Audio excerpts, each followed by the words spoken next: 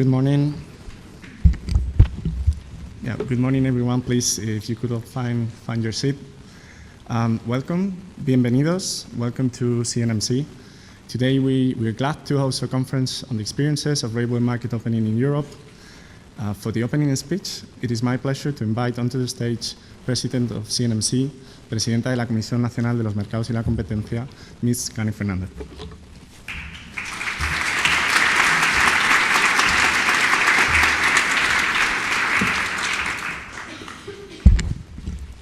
Good morning and welcome to this event focused on the liberalization experiences in the European railway sector.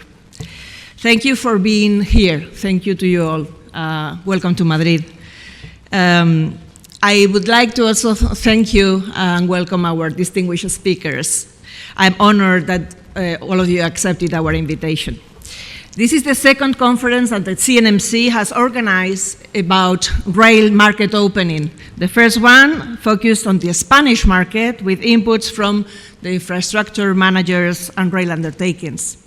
Now, the CNMC will hold this new conference on the occasion as well of the CNMC IRG-Rail presidency.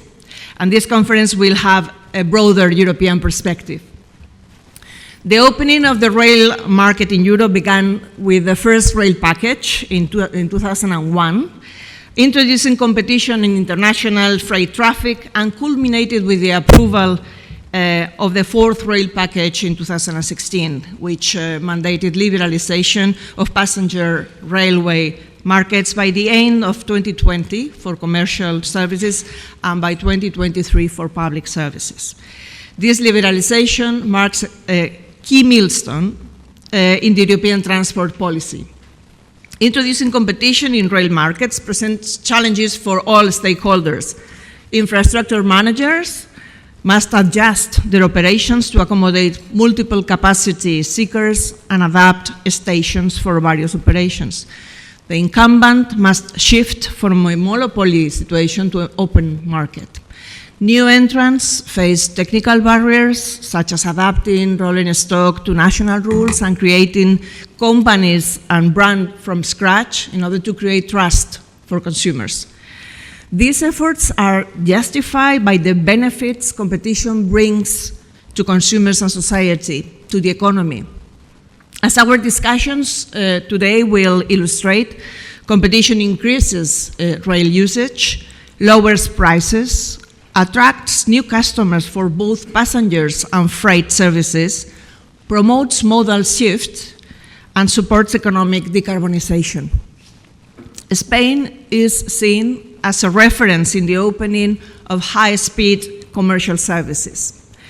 ADIF, here we have his president, thank you so much, the infrastructure manager, played a central role in the process by taking a proactive approach and designing a competitive process to allocate capacity in the three principal high-speed corridors.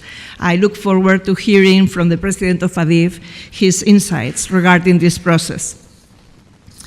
Despite the challenges posed by the COVID-19 pandemic and the energy crisis that followed, consumers currently have the option of choosing among 3 operators and 4 brands to travel on the 3 corridors, and 2024 saw a record 40 million high-speed passengers, with an increase of 67% from the 22 million that we have in 2019, pre-COVID. Supervising these processes is a challenging task for the rail regulatory bodies, as I am sure my colleagues will confirm in their interventions today.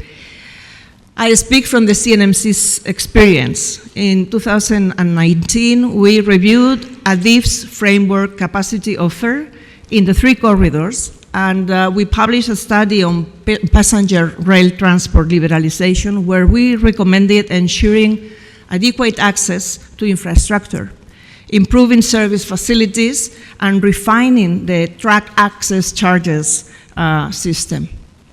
In these 4 years, the CNMC has made important decisions and issued reports on modifications of the framework agreements, on the application of the economic equilibrium test when new commercial services were to overlap with public service obligations, on capacity transparency, on train drivers that were a bottleneck for competition.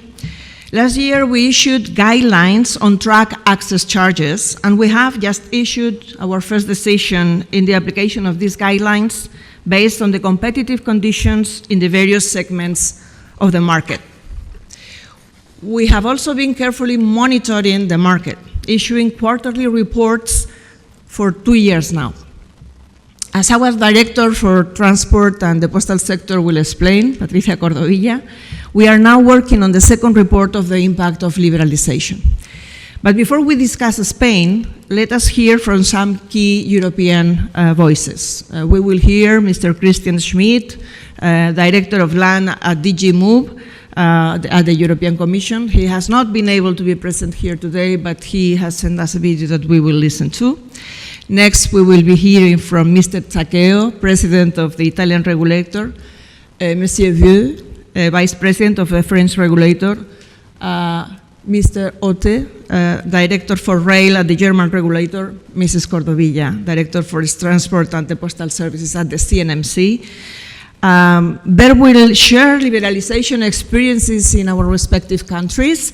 And finally, Mr. Santano, Secretary of Spain for Transport and Sustainability Mobility of the Spanish Ministry, will close the event. But before that, before giving the floor to the President of ADIF, I would like once again to express my thanks, my gratitude to have you all here. I hope that our discussions today will be very fruitful, and please enjoy the discussions and enjoy Madrid. Thank you very much.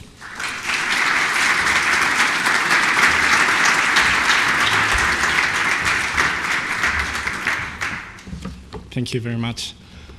For this first block on the Spanish experience, I would like to welcome to the stage to the President of the Spanish Infrastructure Manager, Presidente del Administrador de Infraestructuras Ferroviarias ADIF, Mr. Pedro Marco de la Peña.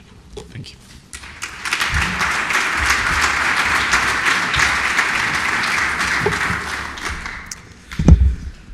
Good morning to everyone, and welcome to Madrid.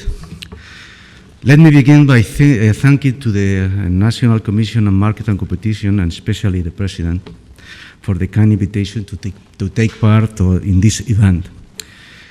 This gathering offers an opportunity to assess the current state of the liberalized rail passenger market in our country, and more broadly, to reflect on Spain's experience concerning an historic process that has been unfolding for 4 years.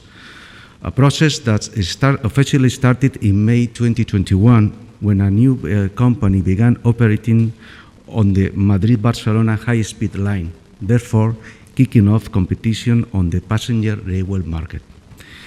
The Commission has been an active institution throughout the entire liberalization process, and it has not only fulfilled its legal duty, monitoring access obligations, supervising charges, and solving conflicts. Also, it has encouraged debate and deliberations in all the meetings such as this one, and always has provided in its reports the regulator's perspective on this national transformation. To be precise, I would like to point out that there has not been an opening process in a literal sense, as if referring to slowly opening the door of our house. In this case, the door to our passenger railway network has been fully open since December 2020.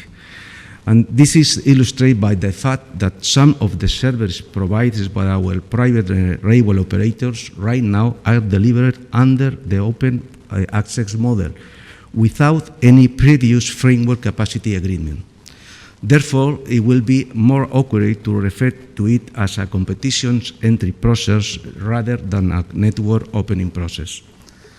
I would like to acknowledge the previous work done by the infrastructure manager during the opening of 2 competitions for the freight railway market, a process that began 20 years ago and was complete in 2007.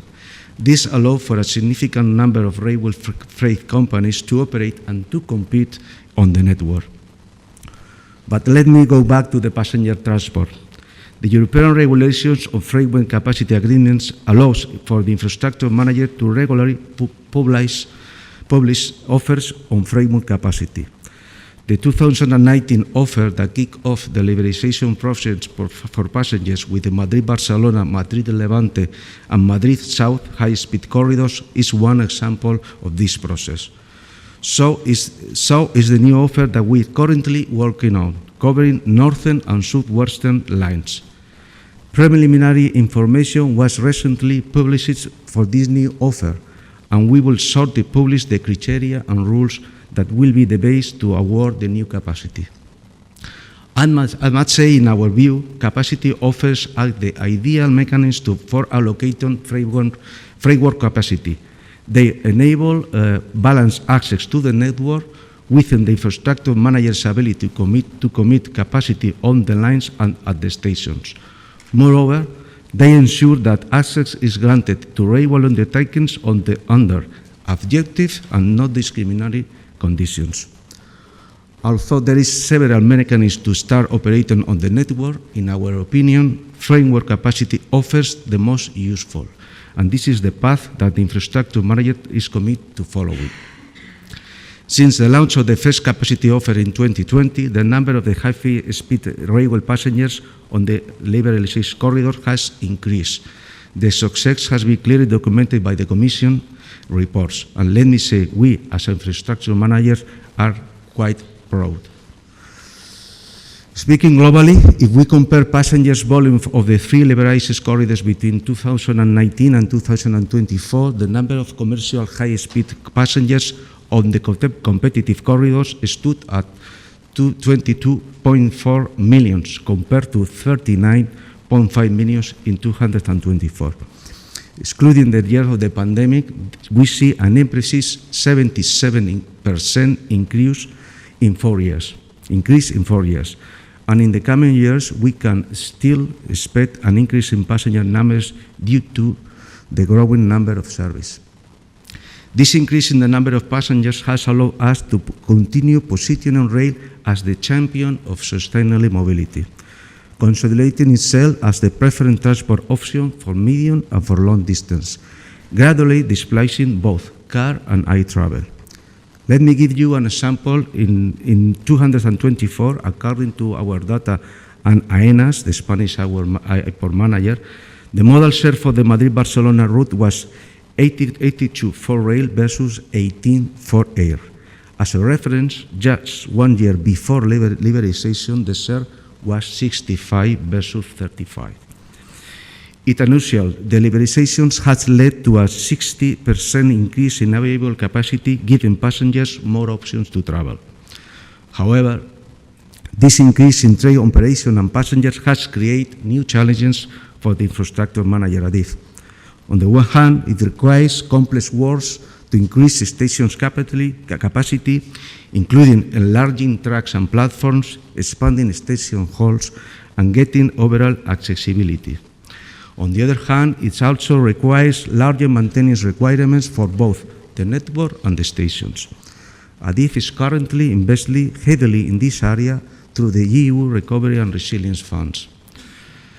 For example, we are carrying out major expansion and transformations projects at key stations, including Madrid, Chamartín, Claro, Campo Amor, and Puerta de Atocha, Almudena Grande stations, as well as Barcelona Sanz, Valencia, Joaquín Sorolla, among others. And we are undertaking the construction of a new stations, such as the Sagrera station in Barcelona. Building new stations, adapting the current ones to meet this new reality, and maintaining the quality of the service are one of the key challenges that we are facing. As I briefly mentioned in the beginning of the speech, following the success of the liberalization process, and in order to continue growing and fostering competition in other lines, ADIF has announced at the end of the last year a second capacity offer. Although this is a preliminary information, it already outlines the offer of routes and the frequency. We hope that since then, interested operator has been able to advance their business plan. The goals of this second capacity offer are, among others, increasing traffic to respond to a strong demand and making the most of the high-speed network, maximizing the return of a significant public investment, not only extending the benefits of the competitions to more regions, but also reaching a large share of the populations following socio-economical, operational, environmental criteria, and allowing more railway undertakings to enter in the systems while consolidating the existing one. The infrastructure managers see operator plurality as a positive fact that fosters and variety the service offer and price, enriching the system and boosting the efficient competitions. The corridors where capacity will be offered according to the 2025 network statement are Madrid-Galicia, Madrid-Asturias-Cantabria, and Madrid-Cádiz-Huelva. According to the prevailing information, the precise procedure for the allocating framework capacity was to be published in the first quarter of 2025. However, we have not done it yet, despite the high work that we had put in during this period. The Commission is aware of the challenge involved in this second offer, especially due to its unique characteristics. Caution was required due to reduced available capacity and the specific rolling stock requirements. We also have to carefully study the many suggestions by the Commissions during and after the 2019 process, which culminate in the signing of the framework agreements that rule current commercial operations. These suggestions and recommendations have shaped the new capacity offer for a new model framework agreement that will improve the governance systems between the infrastructure manager and the railway companies. Caution was also necessary to go over the feedback from the companies and the commissions regarding the new track access charges proposal in this year, 2025, which was widely welcomed, I hope, by the sector. Business planning requires clear visibility of the charging system, so we prefer it to be advanced or approved before the second capacity offer moves forward. This new regulation was adapted to the Commission's communication dated March the 12th regarding track access charges. On May 22nd, the Commission delivered its report of the draft regulation, acknowledged the improvements made by the infrastructure managers in this second edition. After checking that report and incorporating relevant suggestions, the final version will go through a final revision process by the Council of State before formal approval. Let me finish with a final reflections. Introducing competition in passenger railway transport is a process that is having a very positive results, but is still in its early stages. In order it to consolidate and to expand efficiently, orderly, and without loss of quality service, it must overcome several challenges, some of which I have outlined today.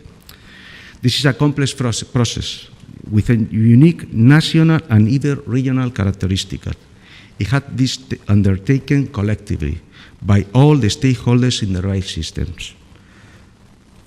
As stakeholders, the railway undertakings present today and those that may join in the future, we need the help of the Commission with his oversight as a regulator, and we, of course, we have the support of the Ministry of Transport of the Sustainable Mobility. And with all of them, ADIF will ask for continued collaboration to make sure this process succeeds. Thank you all very much, and I wish you have a very interesting event. Thank you.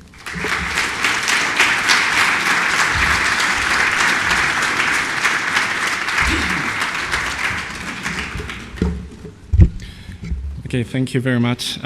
Next, we will have the opportunity to hear from regulators on the European experiences on market opening.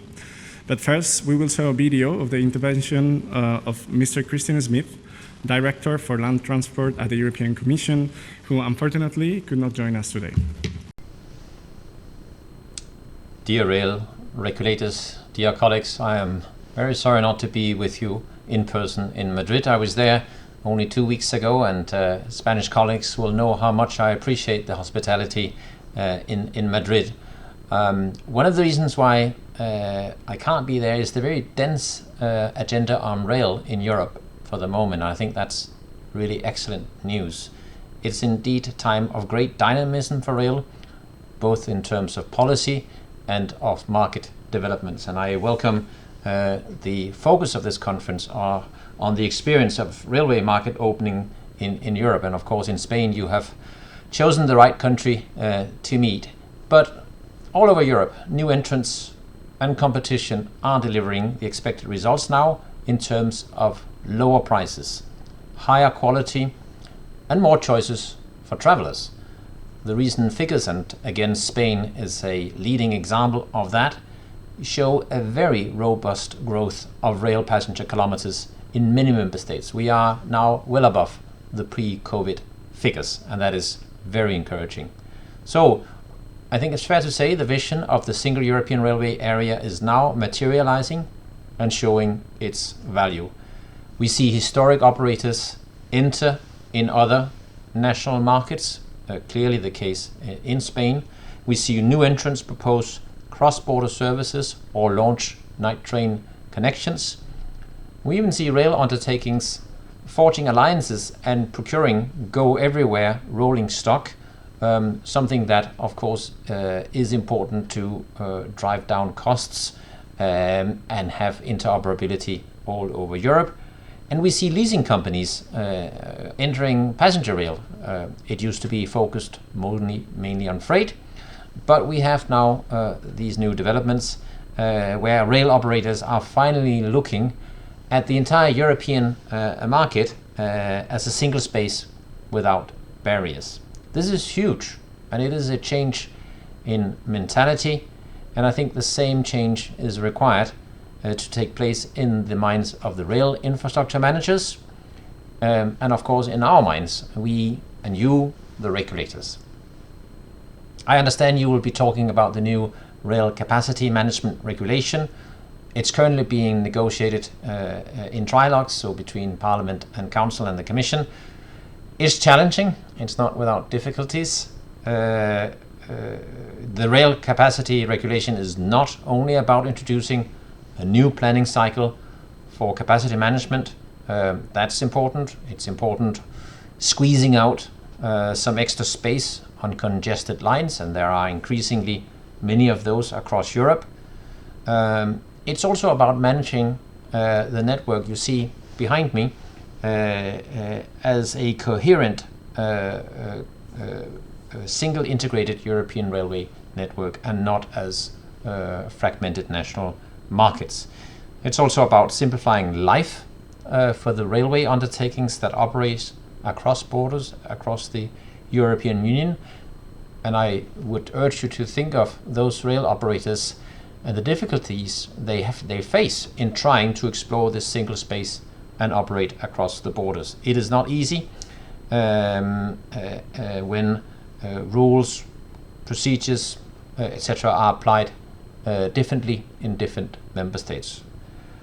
So the success of the capacity regulation will also very much depend not just on how it's negotiated, but very much on how it is applied. First and foremost by infrastructure managers, but also by you, the regulators. There are many topics on which infrastructure managers are likely to turn to you as regulators for advice and for guidance. Just one example is the application of socioeconomic criteria for conflict resolution. There must be one because we can't assume that there will be requests without conflicts. And so therefore there needs to be not only clear rules on that, but also clear rules for resolving those conflicts. So I really urge you to engage. Your role is crucial. We count on you to strengthen the role of the European network of rail regulatory bodies, both in the guidance and the oversight of the new European network of infrastructure managers, INIM, but also in your coordination of the interpretation and enforcement of the new regulation. Thank you, and best wishes for a very productive exchange in Madrid. I know you will be in very pleasant surroundings and conditions, so I do hope that this will be a very productive conference. Thank you for your support. Bye-bye. Realization of passengers rail transport, highlighting the results achieved so far, the benefits delivered to users, and the remaining constraints and indeed ongoing challenges. And I shall address these points from the perspective of an independent economic regulator. Achieving any significant and lasting change, such as that resulting from the opening of the passengers railway market, requires both a clear vision and the convergence of enabling conditions. Without adequate resources, a supportive environment, and the right incentives, even the most compelling aspirations can falter. Indeed, in the case at hand, several enabling factors underpinned market opening, including the anticipation that change would ultimately deliver a win-win outcome for the entire sector. The roots of change date back to the turn of the century, when the governance of railways underwent a major transformation. The formerly fully integrated public body, Ferrovie dello Stato, was incorporated into a state-owned joint stock company. In successive steps, the ownership and management of the network were conferred upon Rete Ferroviaria Italiana, RFI, the national infrastructure manager and the current holder of a 60-year concession. Service operations, on the other hand, were incorporated into a separate entity, Trenitalia, which was later organized in dedicated business poles, infrastructures, passenger services, logistic and freight, urban transport, and other activities. Currently, RFI and Trenitalia are wholly owned subsidiaries of the holding company Ferrovie dello Stato Italiane. In the same years, substantial investments driven by a massive high-speed rail program transformed key sections of the network into rail corridors, linking north, south, and east-west routes, which constitute crucial components of the country's infrastructures. Meanwhile, the 2008 budget law laid down the legal conditions for opening up the competition of all profitable medium and long-distance passengers traffic. Further momentum came with the 2011 decree law, converted into law in early 2012, which provided for the establishment of an independent transport regulator. These financial, legal, and institutional pillars all enabled the implementation of the competitive model that still applies. Italo NTV began operation of high-speed services on the Naples-Milan route in April 2012 in competition with Trenitalia. Based on data from the commercial plan of the infrastructure manager, as for 2024, Italo NTV holds market shares ranging between 20 and 25% in the high-speed segment.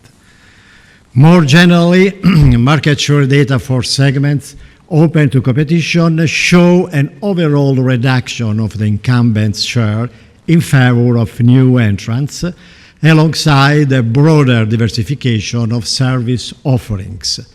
PSO services followed a different path, to which I will turn later. Against the background outlined above, the Italian Transport Authority was eventually established in September 2013, the youngest among the Italian utilities regulators, operating under a 1995 umbrella law on the regulation of public services.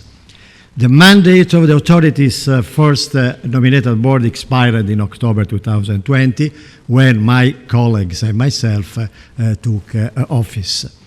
Modeled on the energy and telecommunication regulators, the law entrusts ARTH with the powers to regulate all transport industries and services, all but air transport services. Actually, we regulate the access to airport infrastructures, as well as to ensure the protection of users and passengers' rights. We are tasked to ensure the fair and balanced operation of regulated markets while pursuing management efficiency and thereby safeguarding consumer interests. In fulfilling this role, ARTH oversees compliance with applicable laws and its own regulation, imposes sanctions, and adjudicates disputes. While it has no jurisdictions over health and safety, the authority also performs surveillance, alternative dispute resolution, and other functions as provided under the law. By adopting measures and prescriptions previously enshrined in ministerial decrees, we regulate the sector ex ante in full respect of the principles of reasonability and proportionality and on the basis of transparent and fully participatory proceedings. Our functions as the rail regulatory body established under the relevant EU law complement the tasks attributed to the authority under its founding law.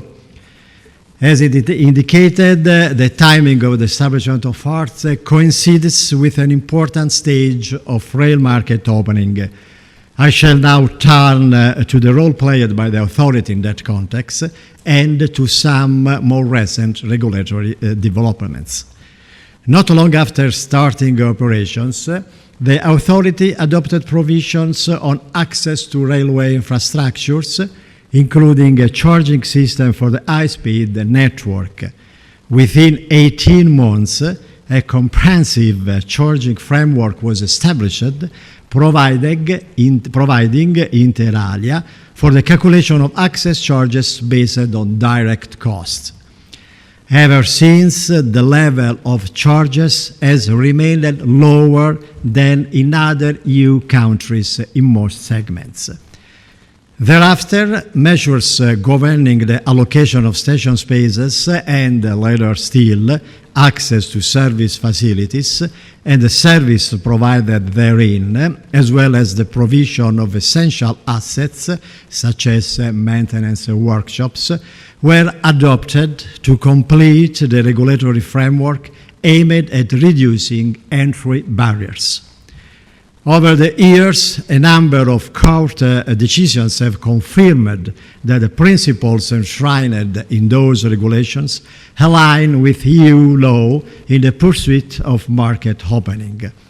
Fast forward, during the COVID crisis, the year 2021 marked the end of the first regulatory period.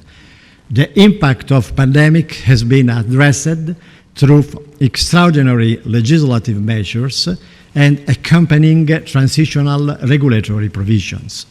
Then the initial charging system has been reviewed and a new framework regulation adopted in 2023 is currently in place.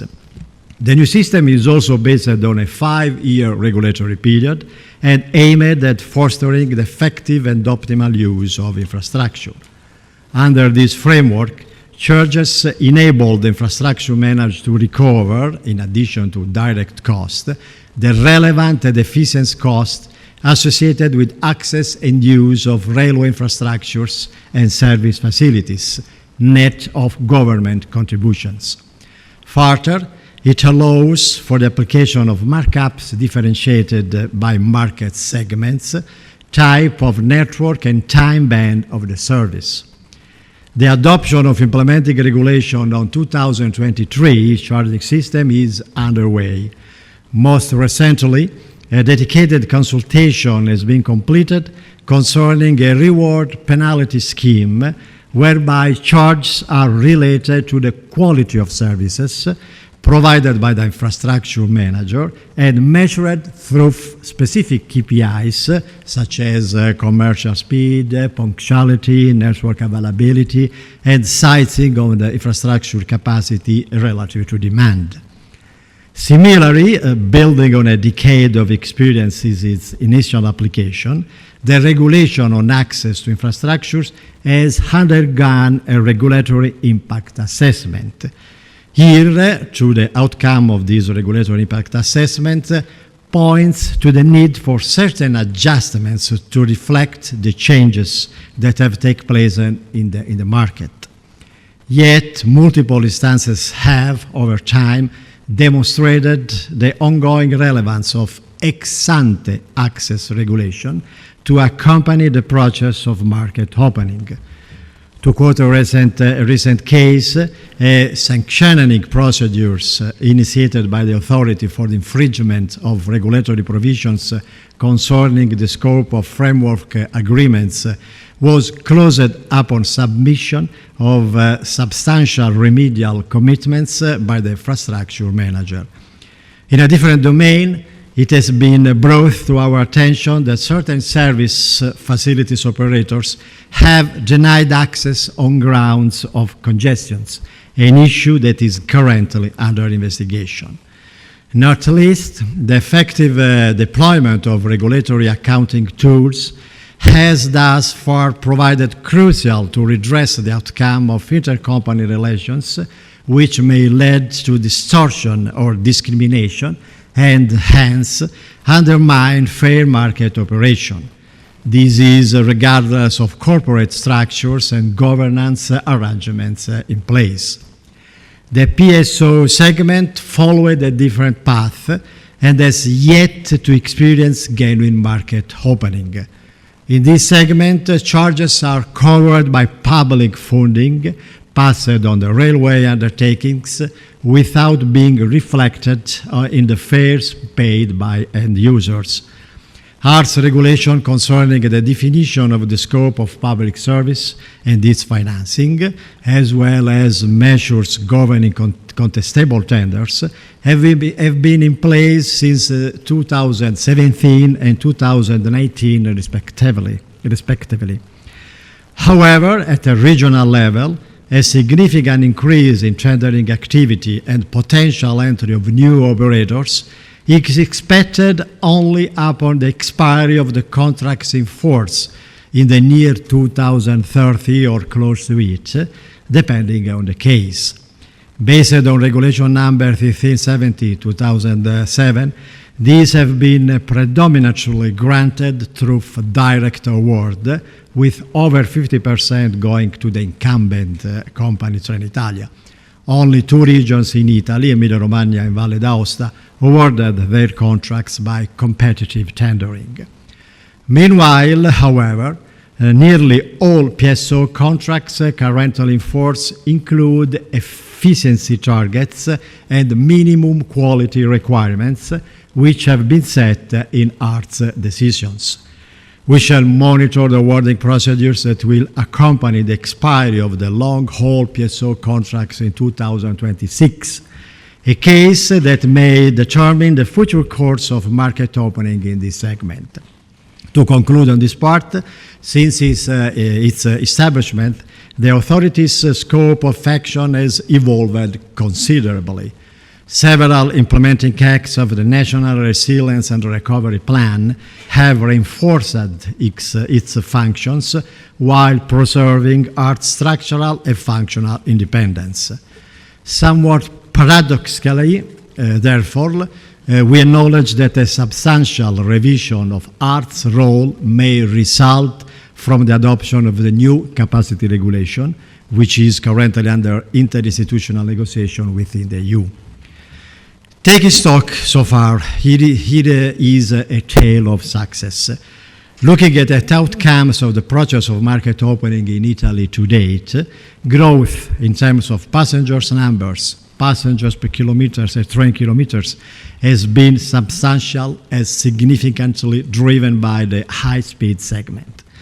The number, frequency of trains, and overall traffic volumes have increased for both operators, with long-distance demand nearly doubling since 2012, and both operators recording growing demand. Both operators have also introduced dynamic and multi-level pricing, leading to an overall reduction thereof. Available figures indicate a reduction of some 30%. The infrastructure manager, in its turn, has been able to leverage additional traffic volumes, plus 60%, to drive technological advancement and network development. The introduction of competition has also served as a powerful catalyst for modal shift, establishing rail as a preferred mode of transport for medium to long-distance travel in Italy. On the Rome to Milan route between 2008 and 2015, high-speed rail increased its modal share relative to air transport from 50 to 80%. Upon competitive pressure, Trenitalia upgraded and lowered the average age of the fleet while diversifying its commercial offer. Connections between major cities where mobility demand is concentrated, I mean Turin, Milan, Bologna, Florence, Rome, and Naples, have increased significantly, in some cases doubling and even tripling over time. Regional connections have improved too. As passengers' behavior has evolved, so have the expectations regarding to the quality of rail services and the services rendered at stations. Ultimately, the Italian rail market has become and remained attractive to investment, including foreign investment. Yet, at a time when existing and the new operators design new offers, multiple challenges accompany these developments. There lies an ongoing need to ensure fair access to tracks and facilities, foster technical harmonization, preempt inherent advantages, and remove both existing and emerging barriers, such as those related to ticket distribution, to quote an issue currently receiving renewed regulatory attention. At the operational level, PSO services could be better integrated with open access services to coordinate market opening with territorial development and social cohesion. Not least, the flip side of increased network utilization is the need to keep a balance between market opening and the right to run services. In other words, the need to effectively address congestions when it actually arises. Likewise, the holding company Ferrovie dello Stato Italiano strategic plan projects investment for 100 billion euros over the next 5 years, largely focused on railway infrastructure and rolling stock renewal. The latter is alongside substantial investments in rail projects under the NRRP, aimed at maintaining, modernizing, and expanding the network. Here, too, monitoring and performance assessment remain key. Just to conclude, as I tried to illustrate, the path is now traced. So far, all interested parties have been able to rely on and place their trust in independent economic regulation to ensure the successful take-up of liberalization and setting of the conditions necessary for lasting positive outcomes. It is my hope that this reliance and trust will continue in the years ahead. Thank you very much for your attention. I also wish you a successful continuation of this event and the IRG-Rail Plenary Assembly. Thank you very much.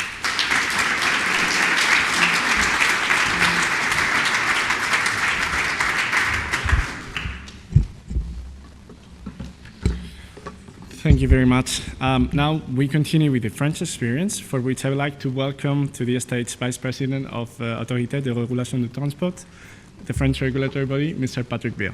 Thank you very much.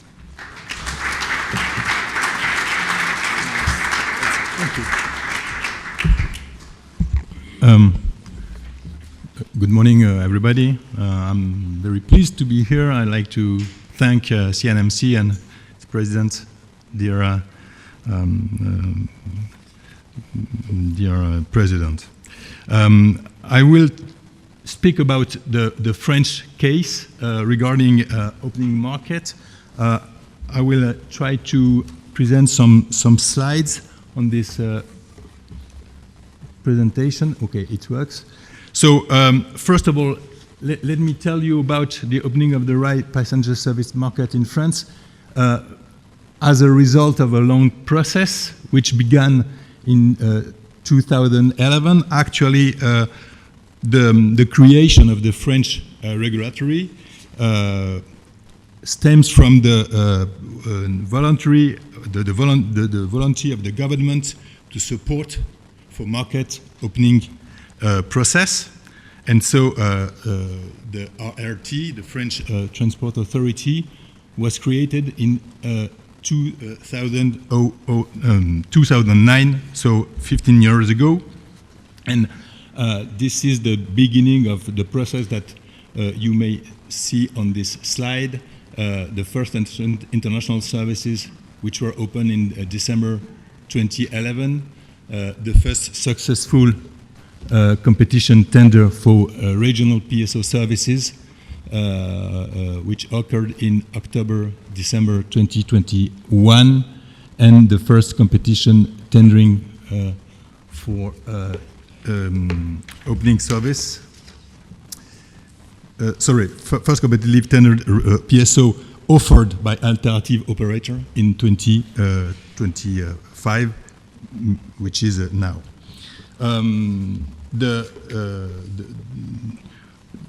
different steps are presented on the slide. You may know that January 2010, the international market opening.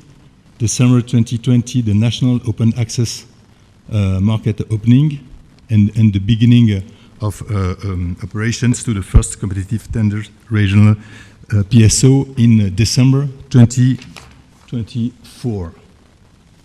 So if I give you significant achievements of the sector in France, we have, first of all, regarding open access services, you may see that we have new entrants, Renfe and Trenitalia, which you will notice are two incumbents, and the huge majority of the market is still dominated by SNCF, the French incumbent, through different brands that you can see above in the left.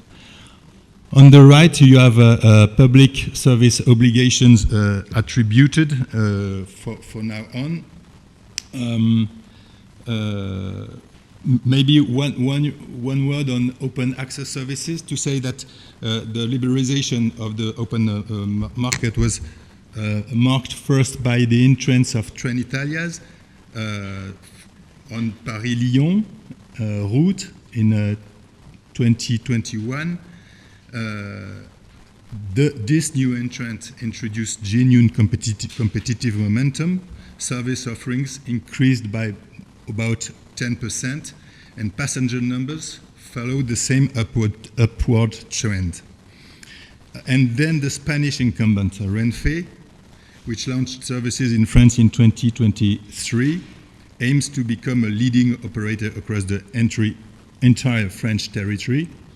And so, as you may see, there are destinations from Paris to Lyon and Milan for Trenitalia, and Lyon, Marseille, Barcelona, Madrid for Renfe. And you have the dates.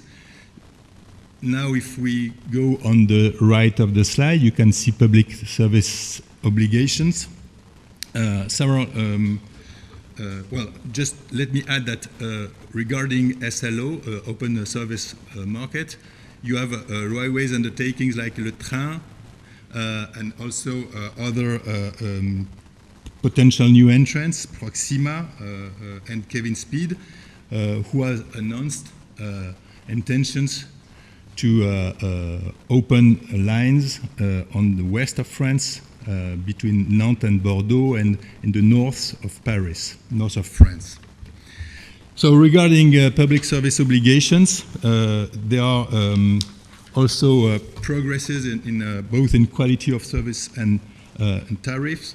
In Hauts-de-France is northern of Paris.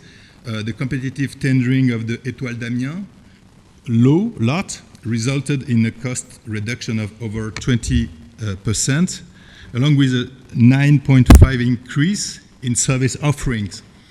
You have in Pays de Loire, which is in the center of France, operating costs are expected to decrease by 25%, and in the east in PACA, there are a lot which were attributed to Transdev, the competitor new entrant, and the contract awarded to Transdev provides for a doubling of the service offer by 2025 at no additional cost, along with a significant improvement in punctuality. So there is a separate contract for the same district, the same area to SNCF, and the contract will will traduce by an increased service levels by 70% on the other lines, excluding that exploited by Transdev. Just to go on. No, yeah. So since 2019, the passenger traffic has experienced significant growth. As you know, because of COVID, we had a huge decrease in 2020, and then the traffic went back increasing, and the increase compared with 2010, 2010, is more than 25%. And as you know, as you see, the non-PSO traffic is the majority in this total of more than 100 passenger kilometer, billion passenger kilometer, 108 on the slide.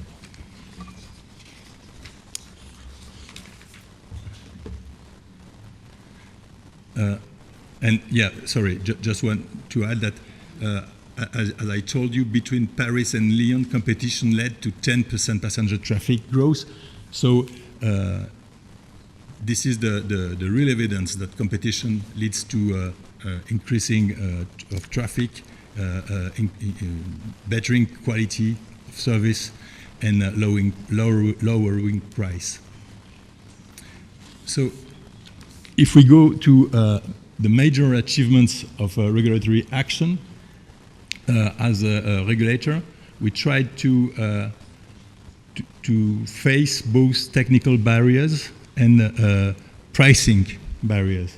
So regarding technical barriers, first of all, there was significant improvement, and we asked to the infrastructure manager to be clear about the description of service facilities through the European repertory of the installations and facilities. So this is the first item. We also were very attentive to assessment of different investment scenario on the consistency, economic viability, and performance of the rail network. So we provided our own studies regarding the future of the network. We tried to have projections on investment and financial consequences of investment or underinvestment, or just to try to project the state of the network in 2030 or 2040. We also have action regarding equity, implementation of framework agreements for the allocation of rail infrastructure capacity. Actually, it's a policy that we encouraged the infrastructure manager to develop. SNCF Réseau was a little bit eager to go on this way of allocating rail infrastructure capacity, but the Spanish example or the British example show that the framework agreement is a very efficient tool to optimize the utilization of the capacity. We also got to infrastructure manager SNCF Réseau to free choice of electricity supplier by railway undertakings, notwithstanding the ongoing on-board metering deployment. That is giving the possibility to the clients of SNCF Réseau to choose their electricity supplier. And we then, in the end, regarding performance, try to get the improvement of capacity request processing time and stability through implementation of a reciprocal incentive scheme, just to have SNCF Réseau take commitments regarding the allocation of reserved pass, and also encourage the clients of SNCF Réseau to use effectively the capacity reserved. And at the end, we also had a scope on investments on sidings to renew the tracks, digitalize capacity management, and improve the quality of offered services. I mean, all these items are gathered through the performance regime, which is very important for us. So this is for technical barriers. Concerning infrastructure access principle pricing overall, we distinguish open access and public service obligation. Regarding open access, we had optimal pricing after economic principles of covering fixed costs through Ramsey-Boiteau pricing, which is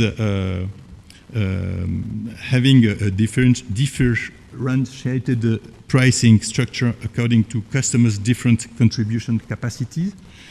We also implemented with SNCF Réseau a pricing cycle with simplifying the segmentation of the market, taking into account load capacity and comfort range.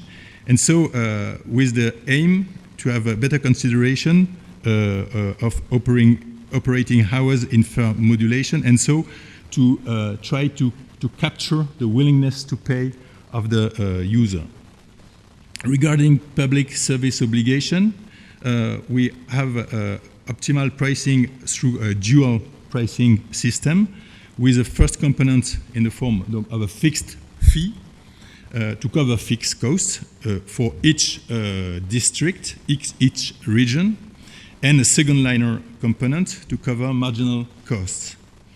And we also asked for SNCF Réseau to have a pricing cycle of 3 years through which market fees are fixed instead of involving linearly with traffic as it was the case before, which is positive through to incentivize the traffic development, to match the cost structure of the rail infrastructure manager, and also to understand the economic model of exploiting the network, the railway network for the competent authorities. So, what are the challenges that are ahead? First of all, you have on the left. This is the utilization of the French network.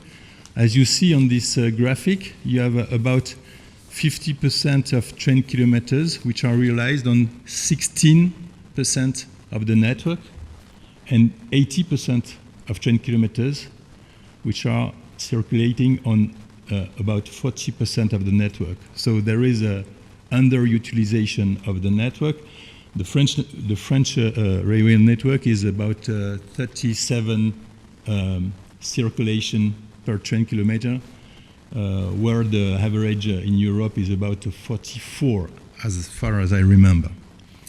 As you can see on the right of the slide, track access charges in France are among the highest in Europe, maybe the highest in Europe. It's especially the case for open access market with very huge amount. So this is of course a problem for the regulator, because it may constitute a barrier to the entrance, and it's also it has an indirect effect on the load of charge in the trains, whereas there are fewer trains which circulate, which are very fully, frequented.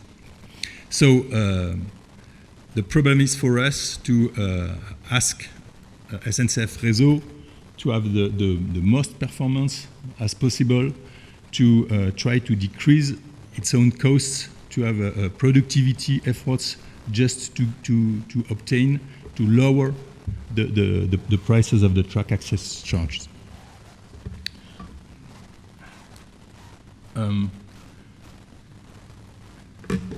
Regarding this is the equipment of ETCS in Europe. As you see in France, only 4% of the French network has been enabled with a European train control system. So it's also a barrier to entrance and a sort of obstacle to have a European market interoperable. And you see on the right of the slide that in France we have several signaling and security systems which coexist, which of course is a factor of complication and also a factor of cost, because when you want to enter on the French market, you have to invest on different type of signaling and security device, which of course is more expensive. So it's a problem for us to try to simplify, to accelerate. We ask for SNCF Réseau and to the government to impulse a movement to accelerate the equipment of the network with European train control system, but it's difficult because of lack of budgetary resources.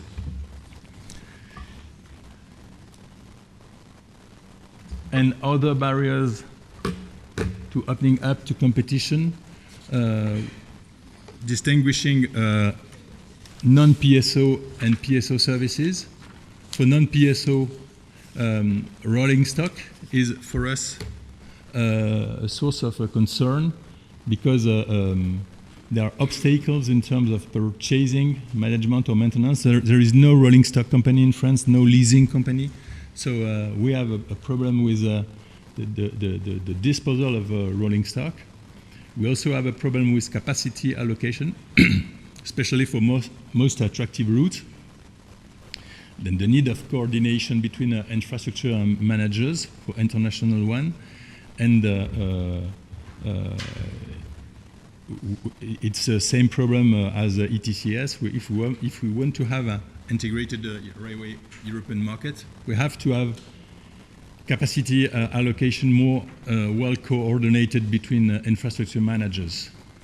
We have concern or vigilance point through infrastructure manager independence, especially financial independence. So we want to be sure that SNCF Réseau take its decisions of investment through independence process. We want to be sure too that the ontology which apply to agents, to staff of SNCF Réseau, is clearly independent from the deontology of companies of the group and railway companies. Concerning ticket distribution and digital mobility services, this is a key point for us. It's a new one, but it's a potential barrier which is not as visible as others, but which is a major concern for us. In 2022, 90% of ticket sales in France were made through digital tools. And so, however, the subsidiary of the incumbent operator, which is SNCF, and the subsidiary is called SNCF Connect, only offers on SNCF Connect platform tickets for trains operated or co-operated by the incumbent. So it excludes, for instance, Renfe, Trenitalia, so new entrants. And the fact is that SNCF Connect has a dominant position on this market. And so it's very difficult for new entrants, even incumbent, to get into the market and to have the visibility, the trade visibility of a new brand because of the organization of the market of digital mobility services. So we are, examining this point very accurately for the moment. Concerning PSO services, problems are more classical. We have access to data. I mean, when the public authorities want to organize their call for tenders, they need to have the data from the SNCF, all data, technical data, staff data, and so on. So we have to clarify the conditions of the need of the data, and to organize the well transmission of information from SNCF to public authorities to organize, to allow the public authorities to organize the call for tenders. We also have asbestos contaminant rolling stock, as you may imagine. So there are rolling stock which could theoretically be on service because they are not as so old, but they cannot be operated because of asbestos contaminant. So it's very difficult to decontamine, and at the very moment where we lack of rolling stock. The processes for call for tenders, we anticipate a coming problem in France concerning a sort of process, sort of a traffic jam call processor. I mean, if many public authorities organize the call for tenders at the same time, which could be the case around 2030, we could have a sort of saturation of the market, of the study market, the bureau d'études, or all this engineering market, which are expected to answer call for tenders from the public authority, regional public authorities. So we ask to the region for trying to coordinate their call for tenders in order not to saturate the market and to anticipate the capacity of the market to answer their call for tenders. Size of lots, I pass, it's less important. Dominant position of the incumbent on ancillary markets, it's close of the problem of ticket distribution, digital mobility. So we have to check that all the sub-segment of the market are not dominated or captured by the incumbent, and of course transfer of staff, because this is one of the question the new entrants has to solve, is how many people do I need to operate the service previously operated by the SNCF? Should I am allowed to choose the size of the transfer, the number of people I want to hire, and at which condition, at which social and economic and financial conditions should I hire that staff? And this is also a problem, because SNCF, when they lose some contracts, some market, they don't want the staff which were allocated to the operation of this market. So they want the transfer to be full transfer of any people, which is not exactly the view of the new entrant or the new operator, which try to have productivity efforts through the transfer. I think I am at the end of my presentation. Normally, yes, thank you very much.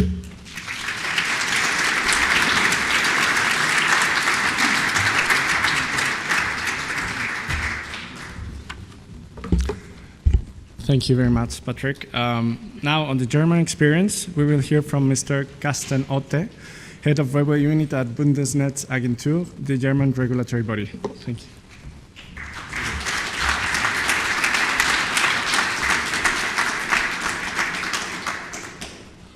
Well, yes, thank you also on behalf of my part and the part of the Federal Network Agency for this kind invitation. Thank you to the CNMC and IRG-Rail, and also thank you for the invitation to this beautiful city, Madrid, which is really incredible. Initially, I also want to say the best remarks of our Vice President, Daniela Brönstrup, which apologizes of not having been here because she had to be present in other meetings. So we have been asked to give a special view on the German PSO rail reform. Initially, I can say I would like to give these charts to all of you who are interested, because they contain some links that cannot be here triggered in the presentation.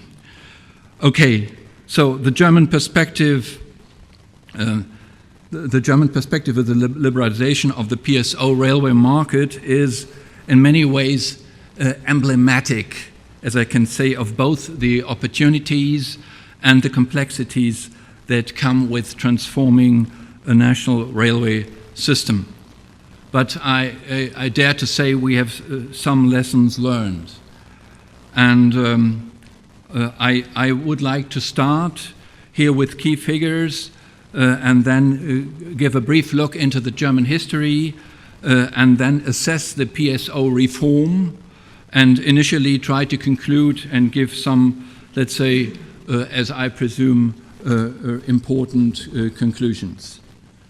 Okay, now this is, since we are here in Spain, I try to deliver a certain, let's say, comparison of our country railway situation with that of the host. Initially, I need to admit that there is a little flaw. Infrastructure managers, we have 150 infrastructure managers, but you do not have 3 but 4, as I have learned. That is the figure here in the middle of the presentation.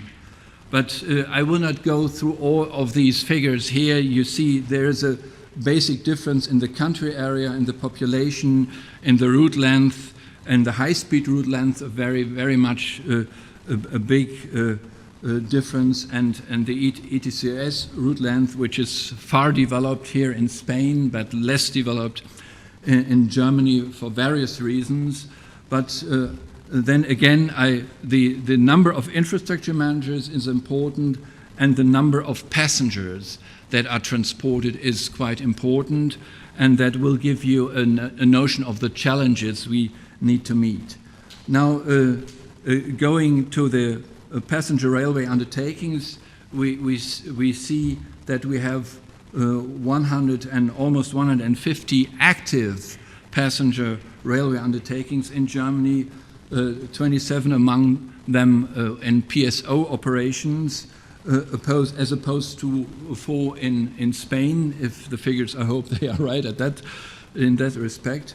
And looking at the PSO subject, you see here some figures. PSO train kilometers differ, the passengers kilometers differ, and the completely tendered passenger kilometers. This is the last figure. They also differ. Just to give you a brief notion of what we compare if we want to draw conclusions, yeah, in the end. Okay, now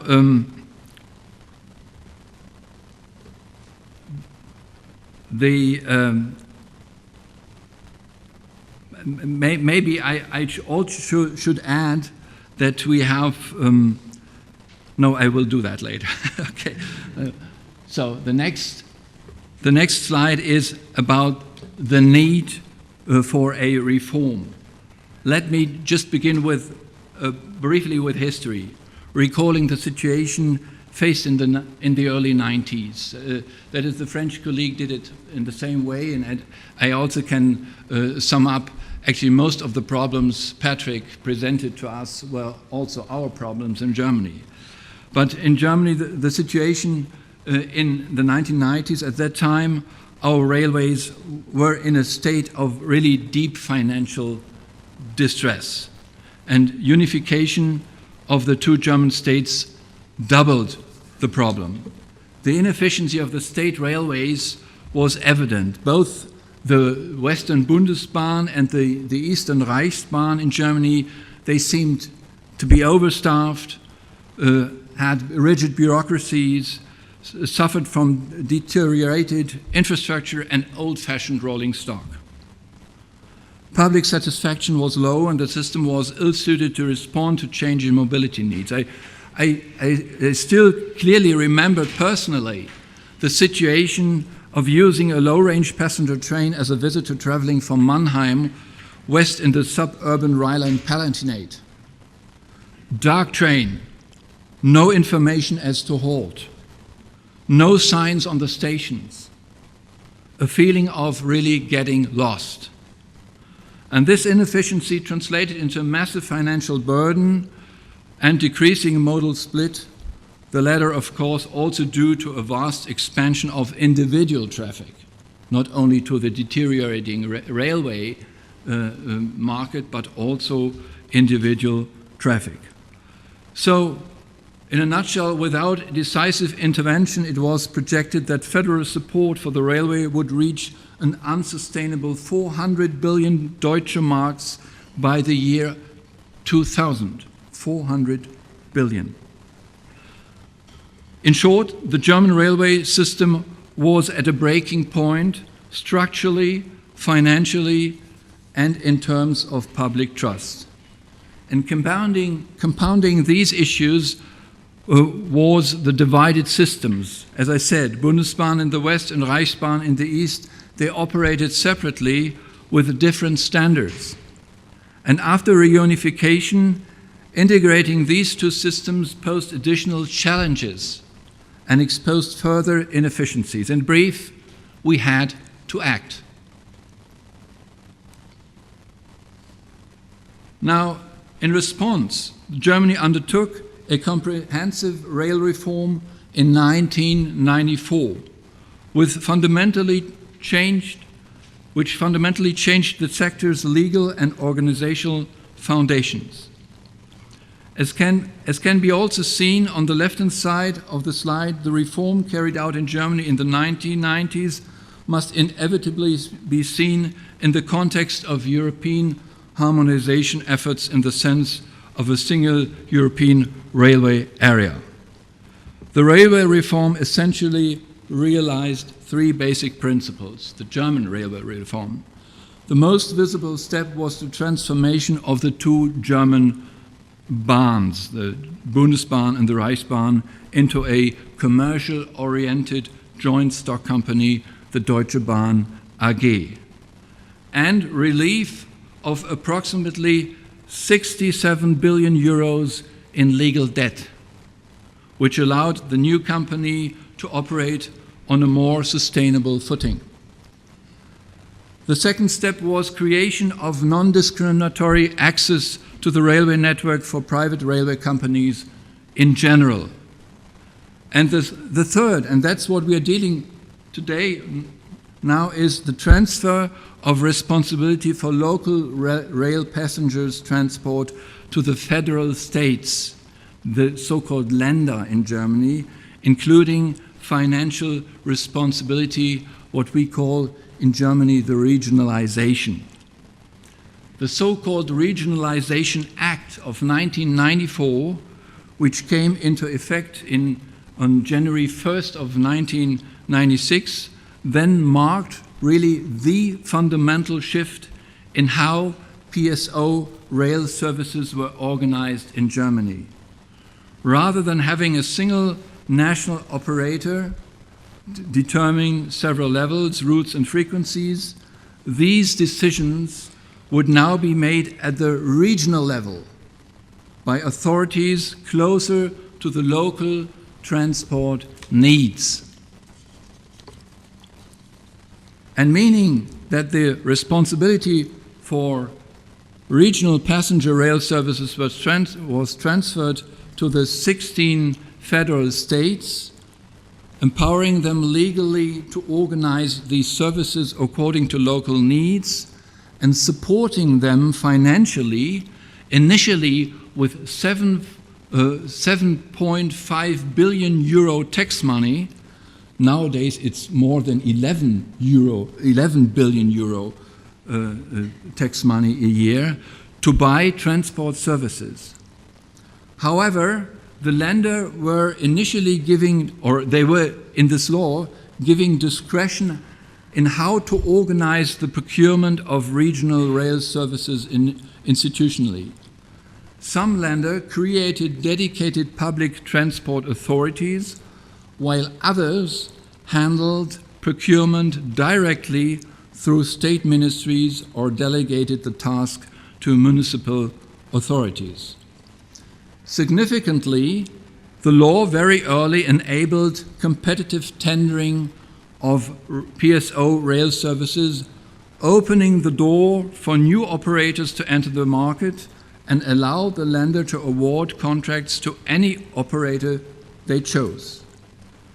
Instead of implementing a simultaneous tender for all public services, it was decided to introduce a phased approach, allowing existing contracts to expire naturally, and this approach allowed both authorities and market participants sufficient time to adapt into the new system. Furthermore, the Länder initially have taken a cautious approach to tenders, with smaller networks or individual lines being put out to tender first, rather than entire regional networks in order to gain experience and minimize risk. So they started slowly.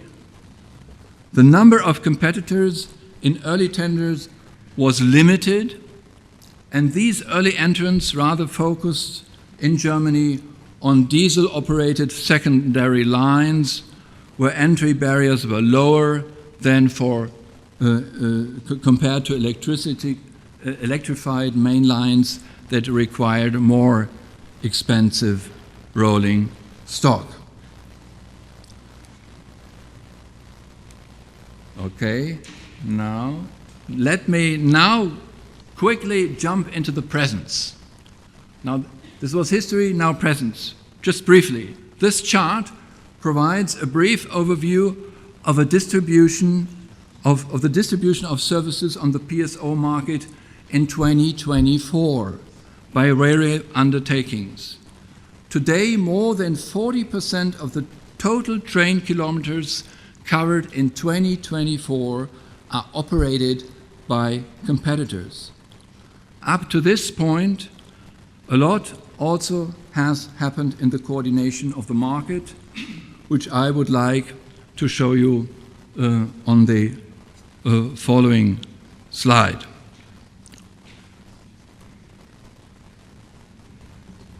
This slide shows us the assessment of the PSO reform from the 1990s to today. The early results of market opening showed modest but tangible benefits. Transport performance in regional passenger rail began to increase, reversing the declining trend seen before the reform. Since the mid-1990s, we have witnessed a dramatic transformation in the structure and performance of Germany's regional rail sector, with regional passenger rail transport volumes increased by approximately 26% between 1996 and 2002. Beyond these quantitative achievements, the reform also led to significant improvements in service quality. Modern rolling stock, higher service frequencies, and much stronger customer-oriented services concepts that were introduced by new entrants seeking to differentiate themselves from the old incumbent. Competitive tendering has brought not only cost savings, estimated at 15 to 20% in the early years, but also greater transparency and accountability in the use of public funds. Challenges emerged during this phase, including difficulties in vehicle procurement for new entrants. From the mid-2000s, competitive tendering became more established in the PSO railway market. Transport authorities gained experience with the tendering process and became more confident in awarding larger networks to competitors of DB Regio, and the market share of competitors grew steadily during this period. The present situation is all 16 Länder presently gain federal tax money, as I said, of approximately more than 11 billion euros per year, and to organize and buy regional transportation. We have 27 public PSO contractors. We have about approximately 750 PSO contracts. Thereof, roughly 20 to 30 are tendered and awarded each year. And as a background of competitors, 1/3 is operated by foreign state companies. Competitors operate by foreign state companies. Another 1/3 are other foreign private and public companies, and 1/3 are national public and private undertakings. In total, only 8% of all PSO traffic is operated by truly private companies. In summary, the rail reform has delivered measurable success in terms of competition, as I said, more than 40%, efficiency, and passenger growth. These are the pros. Now, on the other side, we have the cons. The reform also brought significantly downsides that continue to affect the sector's performance. The regular expiration and renegotiation of contracts have created persistent uncertainty for both personnel and for rolling stock. And the cure is a possible takeover of personnel, if mandatory, by public procurement, consent of personnel, and same working conditions. So the personnel of the old contractor can be taken over to the new contractor if it is mandatory by the public procurement, and if the personnel consents, and if the working conditions are the same. As to rolling stock, we have separate tenders as to transport services, to the production and maintenance of rolling stock, and also special tenders to ticket sales. So we do not have a one-size-fits-all public tender procurement, but we may have different public procurements. That the railway undertakings that give offers in a public procurement, they can give offers for all that is publicly procured, that can be all, but it can be split or it can be reduced only to the transport services, and the other services are rendered by other suppliers. Another major challenge has been the vagueness of responsibilities between the various actors. This ambiguity has led to operational inefficiencies, particularly a loss of flexibility in personnel deployment, as well as complications regarding insurance and the allocation of operational resources, which are now often independent of the actual operator. So the loss of flexibility is triggered by that everything is bound by the contract. And if the situation changes, the suppliers cannot easily adapt to this needs because they are bound by the contract. And so they cannot simply shift personnel and rolling stock where it is needed. Yeah? So this is one big problem. Another big problem is that the specifications of rolling stock are sometimes too detailed that the rolling stock cannot be used in other environments, in other legal environments, in other practical environments.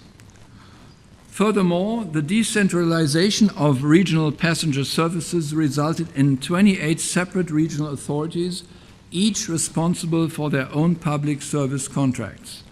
And this fragmentation has produced a wide variety of contract models and requirements, increasing administrative overhead and in many cases reducing overall effectiveness. Different financing models across regions further complicate long-term planning and investment, undermining stability and efficiency in the sector. The public PSO contractors enhanced transparency of future tenders as to various performance features, and that actually was intended here to show you by this button in the middle that gives a view by a link to a website of a group of PSO contractors that gathered all information of public tenders in Germany, yeah, in the next 10 years, yeah, differentiated as to type of transport, locality of the network, and so on. And so if you're interested, you can have a brief look by using this link. Now I get back to the slide and to my last slide, I hope. Last slide. Where is it? Here it is. Okay. So the results have been mixed. What would we do it again? Question. Presumably, yes, we would do it again. On the one hand, efficiency improved and rail traffic increased. And but more harmonization of rolling stock and labor conditions could be helpful to support changes in responsibilities due to the rapid changes of publicly procured traffic contracts. And a full financial independence for rail remains elusive, so public subsidies are still required, and persistent bottlenecks and delays despite modernization highlight ongoing infrastructure and management challenges. So the political debates over privatization, investment, and regulation continue.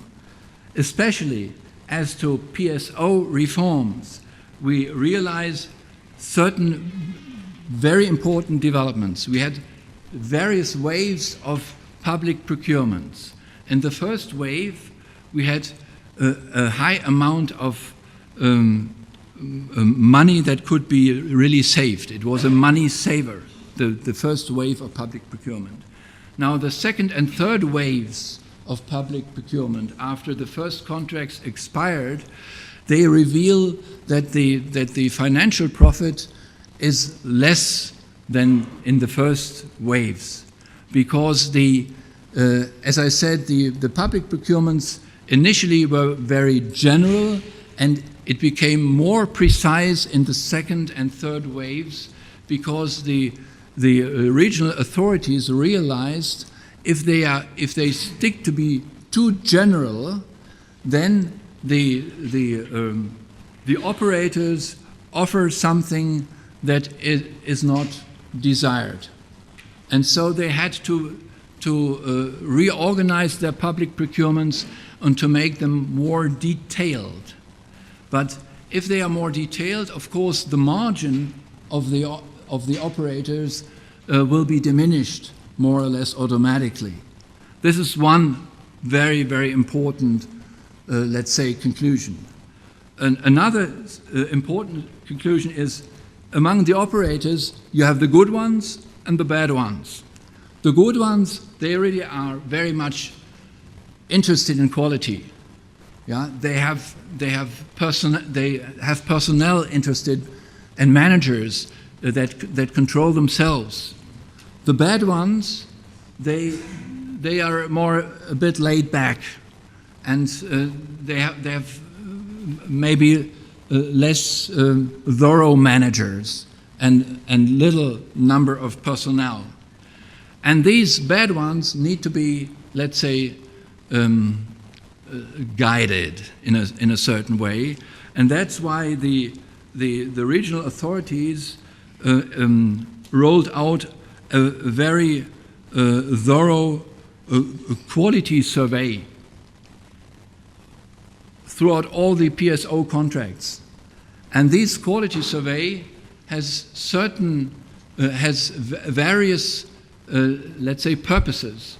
In the first place, of course, they are like an open signal. You're bad. You need to be better. That is for the public. And that should be, let's say, a moral incentive. The second incentive is penalties. Yeah, the surveys, they keep track of the inefficiencies and the, let's say, of the KPIs that could not be reached, and then they trigger penalties. And the third point is, in case of bad quality and maybe even imminent bankruptcy of operators, that also happened because they falsely computed their margin, then the regional authorities need to have an exit strategy. They need to be aware that they should be able to cease the contract if the operator is totally incapable of offering the services that they are obliged by the contract. And then the regional authorities, the PSO contractor, needs to have a strategy to exit, to terminate the contract, and the PSO contractor is the more capable to do that if he has himself the personnel and the railway rolling stock. So this is also an incentive for the PSO contractor not to give all in the hands of the railway undertakings, but let's say to keep the rolling stock and the personnel on its own side by different tenders, so that they can, let's say, guide the railway undertakings and educate them. So this is actually the last, let's say, conclusion from this PSO story. In conclusion, the German rail reform was necessary and in many ways successful, but I would say did not mark the end of the story. Thank you.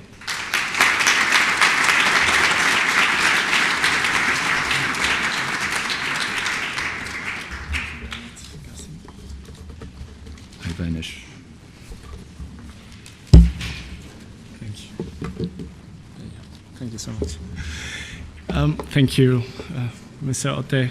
And just to conclude the European experiences, I would like to invite onto the stage Ms. Patricia Cordovilla, Director for Transport and Postal Service at CNMC.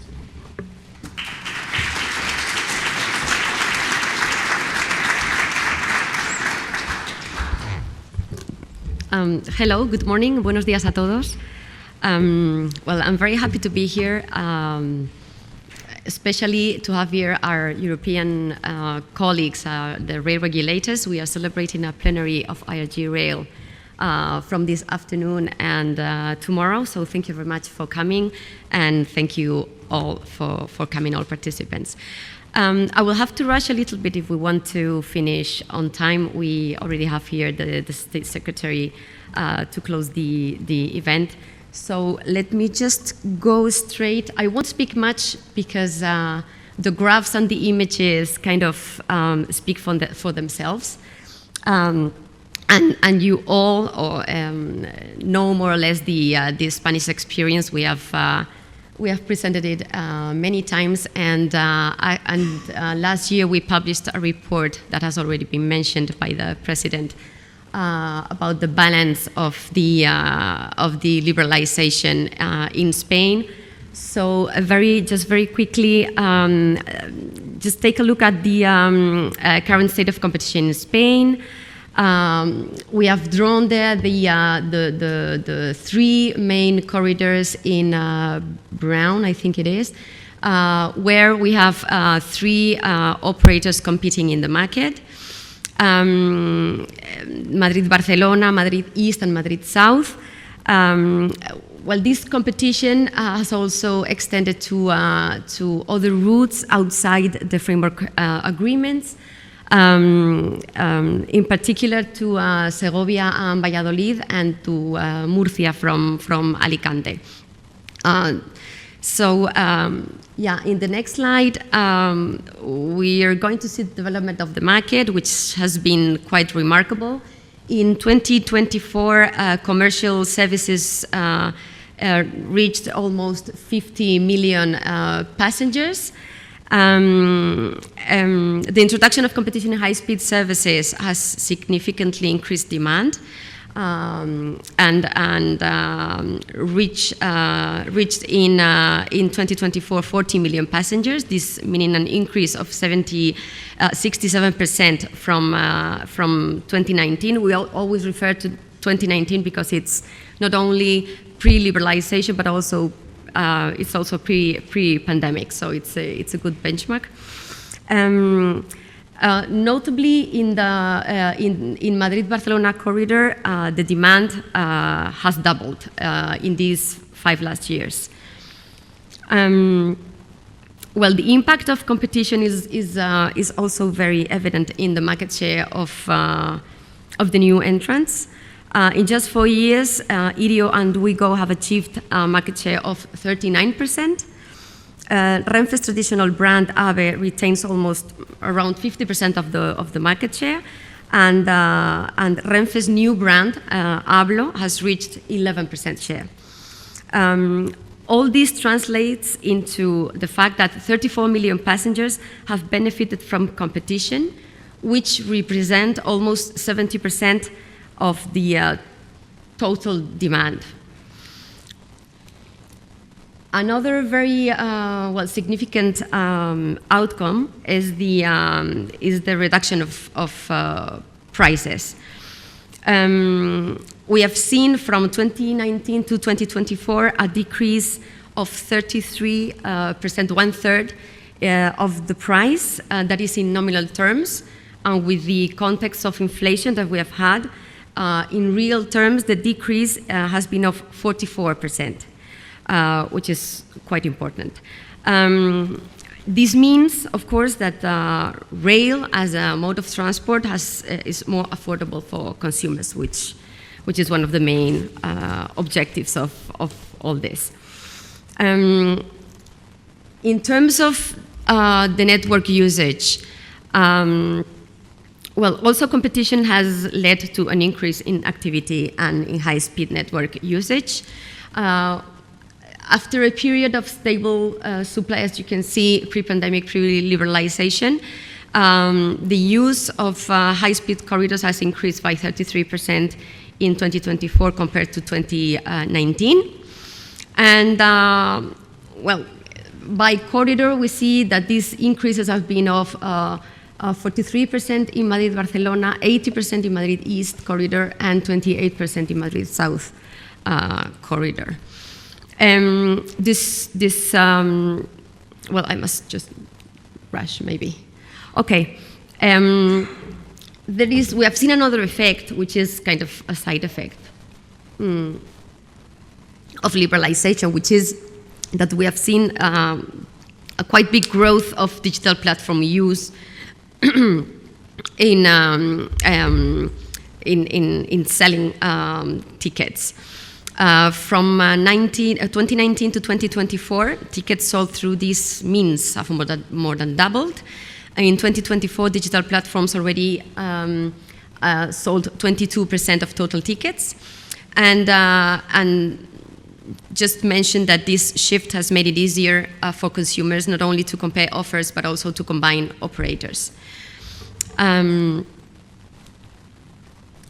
Yes, then, well, as I was mentioning earlier, we published a report in May 2024 about the making a balance of the effects of liberalization, and we very roughly, but still, we estimated a positive effect of competition amounting to around 578 million euro, of which 343 million would correspond to additional consumer surplus, which comes from mainly price reductions, but also there is new induced demand. Also, the infrastructure manager has been able to increase their revenues in track access charges by 52%, and on the not so happy stories about operators, companies who have the three of them have only I mean their revenue has not been much different from the revenue that Renfe alone was obtaining pre-liberalization. Well, this study is being updated. We are going to use data as of December 2024, and we are working specifically on the impact of social welfare and savings in external costs.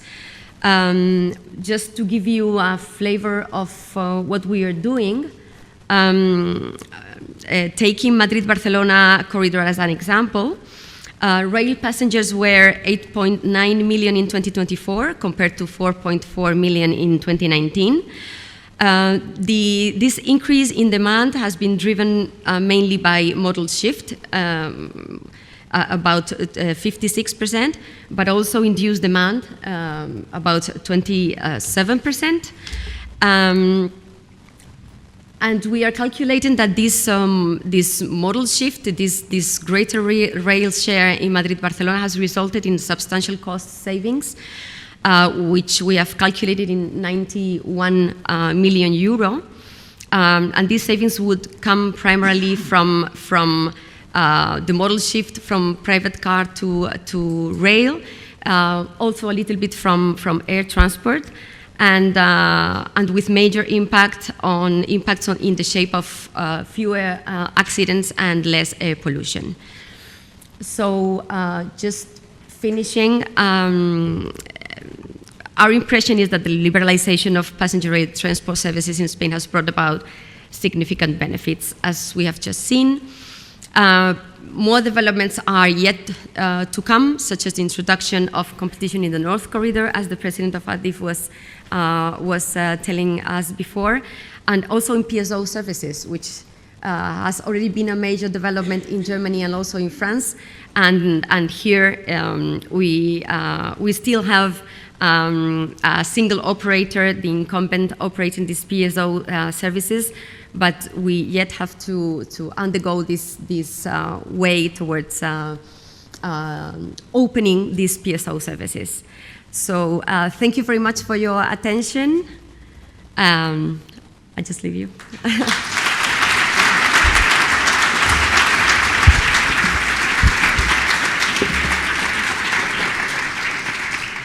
Thank you very much, Patricia. Finally, for the closing speech, I'd like to welcome Secretary of State for Transport and Sustainable Mobility, Mr. José Antonio Santano. Para la clausura de este evento, me gustaría invitar al estrado al Secretario de Estado de Transportes y Movilidad Sostenible, don José Antonio Santano.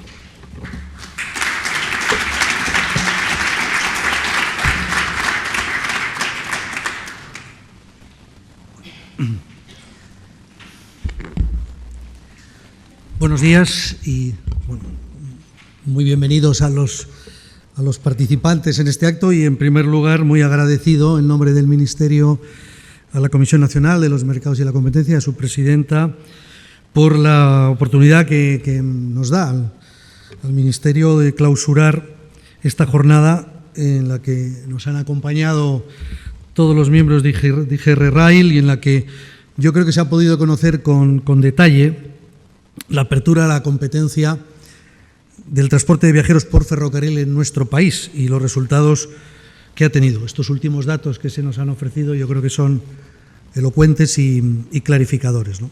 Yo quisiera centrar mi intervención en dos partes bien diferenciadas.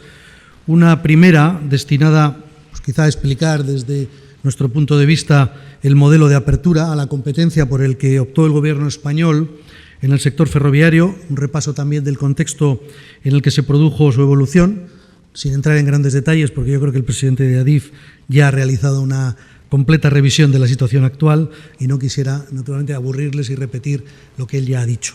Y quizá una segunda parte un poco más valorativa de lo que es la experiencia española y en la que quisiera plantear también algunas reflexiones que hacemos desde el Ministerio sobre el futuro del modelo, ¿no? Bien, saben ustedes que el inicio de nuestro camino se produce en el año 2018, prácticamente al mismo tiempo que se formó el nuevo gobierno, el gobierno de coalición que en este momento dirige este país, y sin embargo eso no fue un impedimento para que en diciembre de ese mismo año, del año 2018, se aprobara el Real Decreto Ley 23/2018 de 21 de diciembre, por el que se traspuso, entre otras, la normativa europea que avanzó en la liberalización ferroviaria a nivel europeo, estableciendo la apertura de la competencia de los servicios ferroviarios, distinguiendo, como saben ustedes también, entre lo que son servicios comerciales, cuya apertura se produciría de inmediato, es decir, a partir de diciembre de 2020, y los servicios ferroviarios sometidos a obligación de servicio público, que son en nuestro país pues, las cercanías, la media distancia, el AVAN y el ancho métrico, ¿no? Esa apertura tendría efecto al vencimiento del actual contrato que tenemos con Renfe, que es un contrato que culmina el 31 de diciembre del 2027 y que tiene un posible periodo de prórroga de 5 años más. Este Real Decreto incluyó disposiciones también para reforzar todo el sistema institucional ligado al sector ferroviario, con unos administradores de infraestructuras, que son ADIF y ADIF Alta Velocidad, que veían reforzada su independencia, asegurándose no solo su total separación orgánica de las empresas ferroviarias, sino también blindándoles frente a posibles influencias o conflicto de intereses, así como ampliando sus competencias en el establecimiento de los cánones ferroviarios, que es un tema de importancia vital, ¿no? De la misma forma, la Comisión Nacional de los Mercados y la Competencia, el regulador en España, pues asumió también nuevas competencias y su ámbito de actuación para controlar el correcto funcionamiento del sector a iniciativa propia, decidiendo, cuando correspondiera, las medidas adecuadas para corregir discriminaciones, distorsiones del mercado y otras situaciones similares. Es, por tanto, un modelo que apostó, y esto lo quiero dejar muy claro, decididamente por la liberalización, ¿no? Con un modelo institucional sólido y transparente, una clara separación entre los principales actores y combinado con un calendario con dos claras etapas: los servicios comerciales y las obligaciones de servicio público. En la liberalización de los servicios de OSP, el Gobierno, al amparo de la normativa europea, pues tengo que decirles que optó quizá por un enfoque más prudente, asegurando que Renfe Viajeros siguiera prestando estos servicios públicos que son esenciales para la conectividad de los ciudadanos y para la cohesión social y territorial de nuestro país, como mínimo durante 10 años más, y evitar someterlos a lo que pueden ser las incertidumbres propias de un proceso de liberalización, que en aquel momento no hay que olvidar que era inédito en nuestro país. Hoy ya tenemos una experiencia en nuestras espaldas, pero en aquel momento era un proceso, un terreno inédito, ¿no? De esta forma se aseguraba la continuidad de la prestación de los servicios declarados OSP, financiando su déficit de explotación, se aseguraba una planificación a largo y la ejecución de las inversiones necesarias para garantizar un servicio de calidad a los ciudadanos. Bien, ese contrato entre el Estado y Renfe se firmó en el año 2018, de forma que la operadora estatal seguirá prestando servicios de transporte sujetos a obligaciones de servicio público hasta el 31 de diciembre de 2027, ampliable en su caso a 5 años más. Y yo creo que es relevante destacar que en tanto, este también es un tema importante para nosotros de clarificar, ¿no? Que en tanto que en los servicios comerciales se plantea una competencia en el mercado, es decir, varios operadores compiten ofreciendo sus servicios, en el caso de los servicios OSP, el enfoque que tenemos previsto, cuando finalice el vigente contrato con Renfe, será una competencia por el mercado, un sistema similar al que tenemos, por ejemplo, en el ámbito de las concesiones del transporte por carretera, es decir, que a través de procesos de licitación, un único operador prestará los servicios que les sean adjudicados en los distintos ámbitos en que se decida que puedan operar, ¿no? La independencia de los administradores de infraestructura. Tampoco quiero dejar de mencionar la modificación de la Ley 38/2015, la del sector ferroviario, que se produjo en el año 2022 y que mejora la adaptación de la ley, o más bien adapta la ley a la liberalización y al derecho de la Unión Europea. Entre las principales novedades de esa reforma destacó el hecho de que la competencia para la determinación de los cánones ferroviarios se atribuyera al Administrador de Infraestructuras Ferroviarias, quien tiene gracias a ello un importante margen de decisión en esta labor, sujetándose en todo caso a los criterios y prescripciones que la propia ley del sector ferroviario y el derecho de la Unión establece. Como saben ustedes, hasta ese momento los cánones eran aprobados con carácter anual en la Ley de Presupuestos Generales del Estado. Tengo que decirles que este año, estamos muy cerca de aprobar el reglamento del año 2024. Hemos recibido las últimas consideraciones, alegaciones de la Comisión Nacional, de los Mercados y la Competencia. Está trabajando ADIF en la adaptación y, por tanto, va a ser inminente la aprobación del reglamento, que, como saben ustedes, tiene un trámite previo que pasar. Es un trámite de consulta, pero necesario, es preceptivo, a través del Consejo de Estado. Ojalá que podamos, de cara al futuro, ampliar el plazo y dar más certeza, más certidumbre a los operadores con una regulación que pueda tener un horizonte temporal algo mayor, ¿no? Bueno, en eso estamos, siempre dentro del marco de cumplimiento de nuestra ley. Pero ese reglamento, como les digo, está, por tanto, a punto de ser aprobado, ¿no?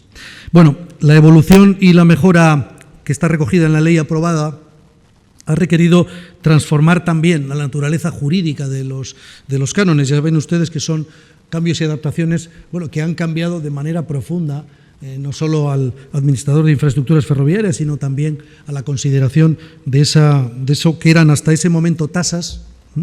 Era la figura de la tasa que se incorporaba a la Ley de Presupuestos del Estado. Ahora tiene la consideración de prestaciones patrimoniales de carácter público no tributario, que es una figura que permite que se fijen las cuantías de forma reglamentaria, y que se respete en todo caso así la jurisprudencia del Tribunal Constitucional Español en esta materia, ¿no?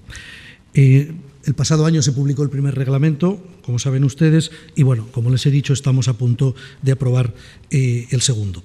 En suma, desde el principio el Gobierno español apostó porque la liberalización de los servicios ferroviarios comerciales resultase una experiencia de éxito, que permitiera maximizar el uso de las infraestructuras existentes con plena seguridad jurídica para los operadores de cara también a sus decisiones de inversión y beneficiando la movilidad de los ciudadanos y la competitividad de nuestro país mediante una importante reducción de precios que se ha producido y un aumento significativo de la oferta de servicios, que también ha tenido lugar, ¿no?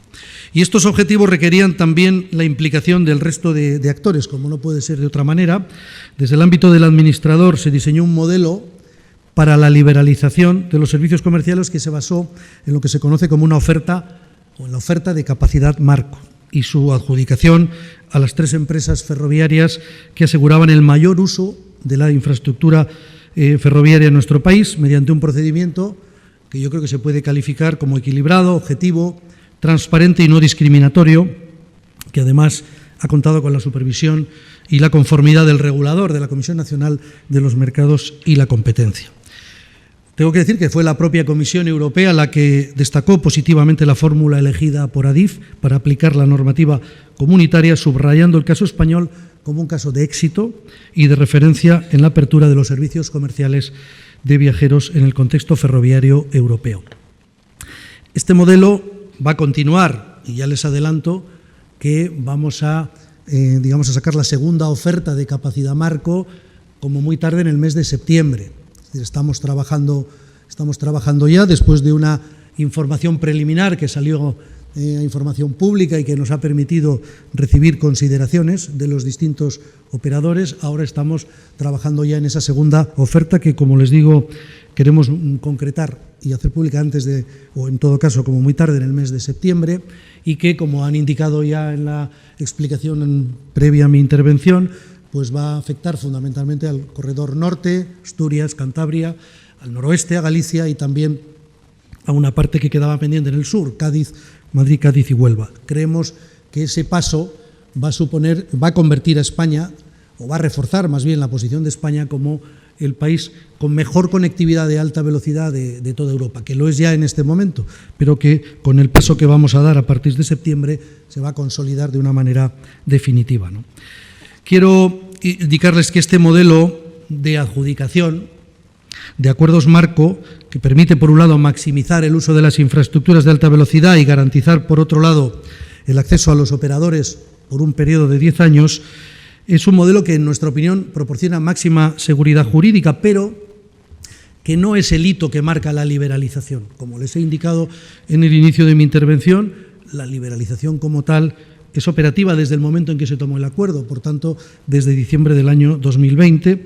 Otra cosa es que, si uno quiere prestar los servicios con esa seguridad del medio plazo y garantizando además las inversiones que yo creo que deben acompañar a todo proceso de liberalización en material móvil, pues evidentemente estos acuerdos marcos son clave para que eso se pueda producir. Es decir, ofrecer, eso es lo que queremos, un sistema de liberalización con certezas y bondades como las que he mencionado.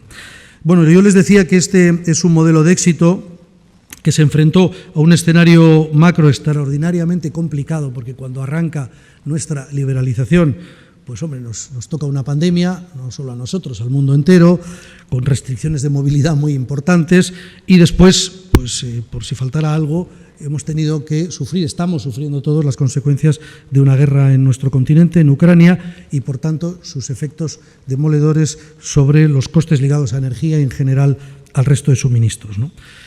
En esta aplicación práctica del modelo, yo quiero destacar el esfuerzo que está haciendo el Ministerio de Transportes y Movilidad Sostenible español para garantizar la sostenibilidad de nuestro sector ferroviario. Ustedes saben que el sistema de cánones ferroviarios que establece la normativa comunitaria es muy particular. Los cánones tienen dos partes, se recogen costes directos, se recogen algunos otros costes de los administradores que solo se pueden trasladar si el mercado puede aceptarlos. Por tanto, si no se pueden trasladar todos los costes a los operadores, la sostenibilidad del sistema debe ser garantizada mediante la financiación de los administradores de infraestructuras. Por eso el Ministerio suscribió en el año 2021 con ADIF y ADIF Alta Velocidad sendos convenios por los que estas entidades han percibido más de 12.700 millones de euros en el periodo 2021-2025, con un objetivo básico que es garantizar la sostenibilidad económica de nuestras infraestructuras ferroviarias. Esas aportaciones han estado destinadas fundamentalmente a sufragar el desarrollo y la mejora de la red ferroviaria convencional y de alta velocidad, pero también a la gestión y administración de la red de ADIF. Y quiero también destacar que el convenio ha recogido una compensación adicional por la reducción extraordinaria de los ingresos por cánones por el mantenimiento de las tarifas en las dos entidades durante ese periodo 2021-2025, como les he dicho hace un momento, por la situación creada por la pandemia y la crisis de Ucrania, con el incremento consiguiente de precios de la energía, que ha obligado al Ministerio a realizar un esfuerzo extra que en todo caso creo que hemos abordado con decisión y que se ha alargado hasta este mismo año. Por tanto, alineados con los convenios en el Ministerio, aprobamos a finales de 2022 la estrategia indicativa 2021-2026, una de las reformas incluidas en el PRTR que impulsará el desarrollo de nuestra infraestructura ferroviaria con más de 24.000 millones de euros de inversión. Todo esto no solo supone una apuesta por la transparencia, sino sobre todo por aportar mayor certidumbre y seguridad al sector para que los operadores puedan diseñar sus planes de negocio con un horizonte de inversiones más claro y seguro, y esto se traduzca además en un mayor beneficio para los usuarios. Paso al capítulo de las reflexiones y voy terminando ya. Yo creo que no me equivoco si digo que hemos llegado hasta aquí mediante una transición ordenada y gradual, y debemos continuar con este enfoque para permitir a los operadores privados desarrollar su actividad sin comprometer la estabilidad y los logros del sector ferroviario. Para que no les quede duda, voy a insistir en datos que ya se han ofrecido, pero en el año 2019 el volumen de viajeros de alta velocidad en servicios comerciales, en los corredores en los que actualmente hay competencia, ascendió a un total de 22,4 millones de pasajeros. Hoy estamos cerca, hoy me refiero al finalizado el año 2024, cerca de los 40 millones de viajeros. Los precios medios, tal y como la propia CNMC publicó el año pasado, se han reducido en un torno a un 40% y la oferta de plazas se incrementó un 60% y las frecuencias diarias pasaron de 76 por sentido en 2019 a 118 en 2023. No cabe ninguna duda, y lo quiero dejar claro también, que en este sentido la liberalización ha tenido un impacto muy positivo en viajeros, en conectividad en nuestro país y seguramente y seguro también, eso lo tiene medido la CNMC, en el impacto en nuestra economía. Pero nosotros creemos que también tenemos que plantear una reflexión de futuro que nos parece que debemos abordar entre todos, operadores, el administrador y la propia CNMC, que en este momento y en esta materia tiene un papel esencial, ¿no? Nos referimos sobre todo a la sostenibilidad del sistema, ¿no?, en su conjunto, que hagan que estas mejoras de oferta, eficiencia y servicio que hemos alcanzado perduren y marquen la senda de los próximos pasos, evitando cualquier riesgo de retroceso en los avances alcanzados.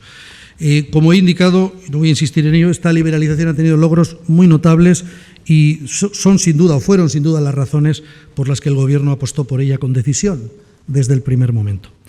Pero quizá una vez que ya hemos pasado este despegue, también debemos entrar en la velocidad de crucero. Tenemos 3 operadores ferroviarios en nuestro país en este momento y los 3 presentan balances económicos que no son sostenibles. De poco servirá esta apuesta que hemos hecho por la liberalización si la convertimos en una competición en la que solo puede quedar uno. Pasar de un monopolio público a otro, ya sea público o privado, porque se han llevado al límite las costuras financieras de las empresas, entre otras cuestiones, con precios de billetes no sostenibles a medio y largo plazo, no puede ser el resultado de este esfuerzo y de este éxito inicial. Yo creo que, de verdad, que en esta cuestión no puede ponerse en duda el compromiso del Gobierno con la sostenibilidad del sistema del sistema ferroviario, por un lado, porque esta liberalización ha sido posible y tiene éxito en España, porque nuestro país cuenta con la segunda red de alta velocidad del mundo en kilómetros, la primera de Europa, y con más de 4.000 kilómetros, y desde la creación de ADIF, alta velocidad, en 2005, fíjense, hemos invertido más de 50.000 millones de euros en el ámbito de las infraestructuras ferroviarias. Esta cifra yo creo que es una cifra muy importante que además queremos que siga creciendo en los próximos años. Y en segundo lugar, porque el Estado, a través del convenio, soporta los costes del sistema que no pueden repercutirse a los operadores, como bien saben ustedes, en una red que además aumenta sus costes de conservación, porque cada vez es más extensa, tiene mayor calidad, afortunadamente, y está más tecnificada. Y este esfuerzo, que no podemos olvidar, es un esfuerzo de recursos públicos, por tanto, recursos siempre escasos, debe ir ligado a que el sistema, dentro de un horizonte temporal adecuado, permita alcanzar esa velocidad de crucero con los parámetros de calidad, servicio, oferta dentro de una estructura de costes sostenible. Para todos los actores que participan, por supuesto, cómo no, para los operadores ferroviarios. En este sentido, por lo que respecta a los recursos públicos, debemos tener presente que no sería eficiente que el sistema resultante descansara en demasía de manera estructural y sostenida en el tiempo en esa asignación de recursos públicos para su equilibrio. Y además, sin perder de vista que estamos en un entorno temporal donde aún queda un importantísimo esfuerzo de inversión en nuestra red de alta velocidad y, sobre todo, quiero destacarlo aquí, en lo que son las conexiones transfronterizas con Portugal y con Francia. Y es por eso, y termino ya de verdad, sin perjuicio del respaldo pasado, presente y futuro que el Gobierno, el Ministerio y las arcas públicas van a seguir dando al sistema, creemos que este debe evolucionar hacia una mejora de su sostenibilidad y no empeorarla tensionando de forma creciente las arcas públicas. En conclusión, y por resumirles las ideas que yo he querido trasladarles aquí para que queden claras, ¿no? Desde el primer momento el Ministerio ha buscado fórmulas que permitiesen la convivencia del sector público y el sector privado en el nuevo mercado ferroviario liberalizado, adaptando la interactuación entre lo público y lo privado a los nuevos desafíos de la movilidad, en beneficio de una mayor y más ventajosa oferta de movilidad para la ciudadanía, porque se trataba y se trata de dar seguridad jurídica a los operadores privados y fortalecer también, tengo que reconocerlo, el operador público español para que sea más fuerte, competitivo, moderno, innovador e internacionalizado. Queremos que se configure también como un operador integral de servicios de movilidad y logística. Tiene la liberalización como gran objetivo extraer el mayor rendimiento de la inversión, de la importantísima inversión que España ha hecho en las últimas décadas en ferrocarriles, con el objetivo además de que los últimos beneficiarios naturalmente sean los usuarios, la ciudadanía en general y, por supuesto, la búsqueda del equilibrio territorial, de la cohesión social y territorial de un país que, como saben ustedes, tiene algunos amplios espacios con problemas de despoblación y de oportunidades, por tanto, también desde el punto de vista de la economía y del empleo. Queremos seguir en esta línea, mantenemos nuestro compromiso con el desarrollo del transporte más eficiente y respetuoso y les garantizo también, como ha quedado claro en mi intervención, que esto va a continuar con un siguiente paso que podrá ver la luz en el mes de septiembre con esa segunda oferta de capacidad marco que espero que se concreten nuevas ofertas de operadores privados que mejorarán los servicios hacia el norte, hacia el noroeste y también hacia el sur de nuestro país. Muchísimas gracias.